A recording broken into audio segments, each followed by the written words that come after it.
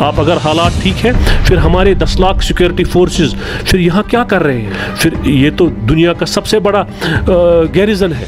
चाहते हैं कि ये एक पॉलिटिकल मसला है, मसले कश्मीर, इसको पॉलिटिकली हल होना चाहिए, इसका कोई मिलिट्री सोल्यूशन नहीं है। इस मुल्क की जो शनाख्त है, इस मुल्क की जो जड़ें हैं वो कमज़ोर हो रही है। ये समझते हैं कि नाइंसाफ़ी हर तरफ नज़र आ रही है, इंसाफ कहीं नज़र नहीं आ रहा है, जबकि इंसाफ बुनियाद होती है मुल्कों की। एग्जिस्टेंस बुनियाद जो है वो इंसाफ पे मबनी होती है, इंसाफ कहीं नहीं दिख रहा है। और आपने देखा होगा हाल ही में एक सुप्रीम कोर्ट के जज साहिबान जो रिटायर हुए, सुबकदोश हुए अपने ओहदे से, अभी 2 महीने भी नहीं हुए, तो उनको जो है गवर्नर लगाया जा रहा है एक स्टेट में।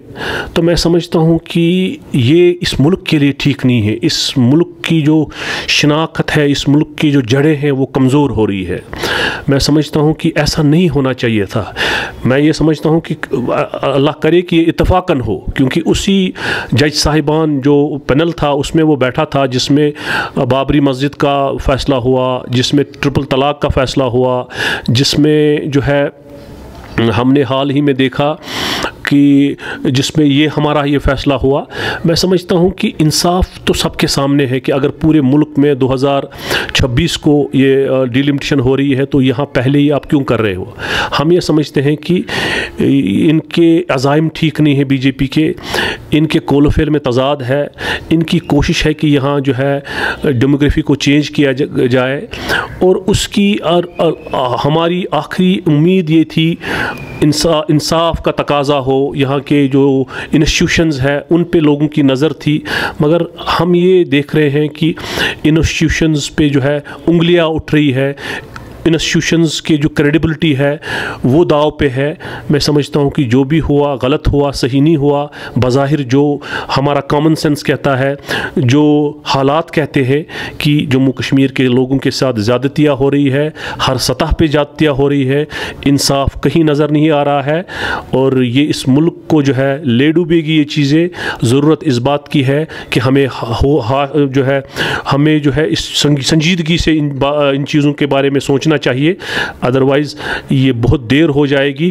क्योंकि जितने भी बड़े बड़े इंस्टीट्यूशंस हैं, चाहे वो हमारा इलेक्शन कमीशन हो, चाहे हमारी जुडिशरी है, आज उन पे उंगलियां उठ रही है। तो ये ठीक नहीं है कि जब आपके इंस्टीट्यूशंस की जड़ें हिलती है तो वो मुल्क के लिए ठीक नहीं होता है। हम समझते हैं कि ये सारा कुछ जो भी हुआ गलत हुआ, सही नहीं हुआ। वज़ीर दाखिला का कहना है कि वादी कश्मीर जम्मू कश्मीर में हालात बेहतरी की जानिब गामज़न है, आप कैसे देखते हैं? देखिए, इनके कोलोफेल में तज़ाद है।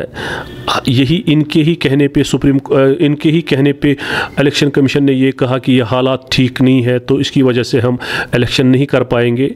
आपने देखा होगा कि यहाँ हर रोज़ बहुत ज़्यादा कत्तुगारत होती है, हर रोज़ एनकाउंटर्स होते हैं, हर रोज़ पकड़ दकड़ होती है।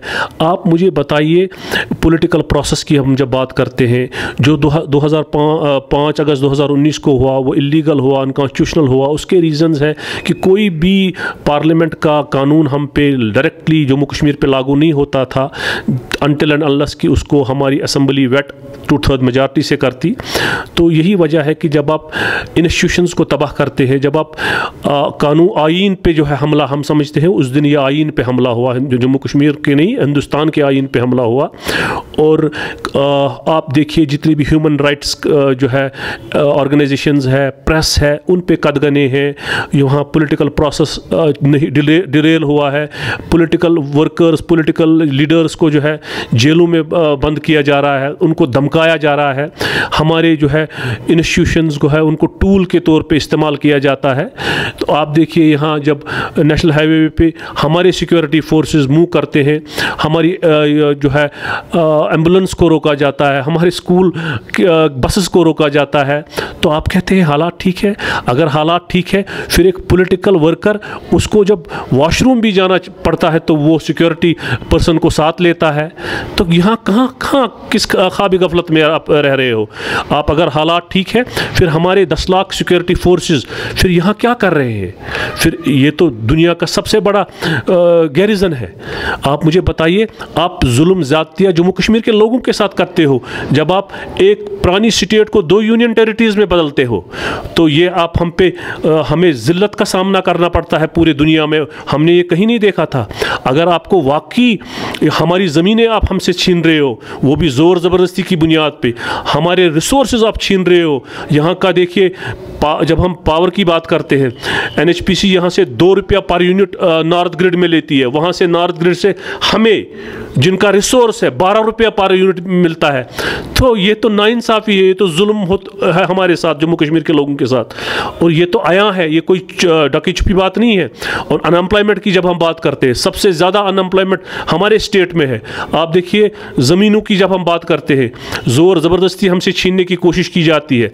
अब ये सारी चीज़ जो है ये आया है, जम्मू कश्मीर के लोगों ने इनको रिजेक्ट किया है। यही वजह है कि ये इलेक्शन से डर रहे हैं। यही वजह है कि जम्मू कश्मीर के लोग आज हर चीज़ के बारे में संजीदगी से सोच रहे हैं और यूनाइट हो रहे हैं, चाहे वो जम्मू के लोग हो, लद्दाख के लोग हो या कश्मीर के लोग हो। और ये जुल्म ज़बरदस्ती ज़्यादा देर तक चलेगी नहीं।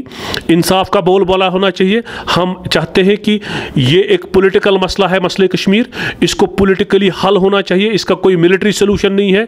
गुर्बत यहाँ से दूर नहीं हो सकती है तब तक जब तक यहाँ से ये जो डिफेंस की रेस है, आर्म्स एमिनेशन की रेस है, इसे ख़त्म करना होगा। तब जाके इस खित्ते में जो अमन आ सकता है, वो पैसा गरीबों पे लग सकता है, ये मुल्क प्रॉस्पर हो सकता है, ये मुल्क जो है सुपर पावर बन सकता है। और सिर्फ मंदिर और मस्जिद की बात करके, आप हिंदू और मुसलमान की सियासत करके इस मुल्क का बेड़ा गर्क कर रहे हो। दुनिया में जो है इकॉनमी का दौर है, दुनिया जो है ग्लोबल विलेज बन चुकी है। तो मैं समझता हूँ कि ये जम्मू कश्मीर के लोगों के साथ नाइंसाफिया हो रही है। यहाँ हालात कैसे हैं ये दुनिया जानती है, दुनिया समझती है। कि यही वजह है कि यहाँ के प्रेस के लोगों पे कदगंदे हैं। यहाँ के पॉलिटिकल वर्कर्स को बात करने की इजाज़त नहीं है। कभी उनको ईडी आती है, कभी उनको NIA आती है, चाहे वो प्रेस हो या यहाँ के बार एसोसिएशन हो या यहाँ के जर्नलिस्ट हो। तो मैं समझता हूँ कि किसी के कहने से हकीकत छुप नहीं सकती है, हकीकत सबके सामने आया है।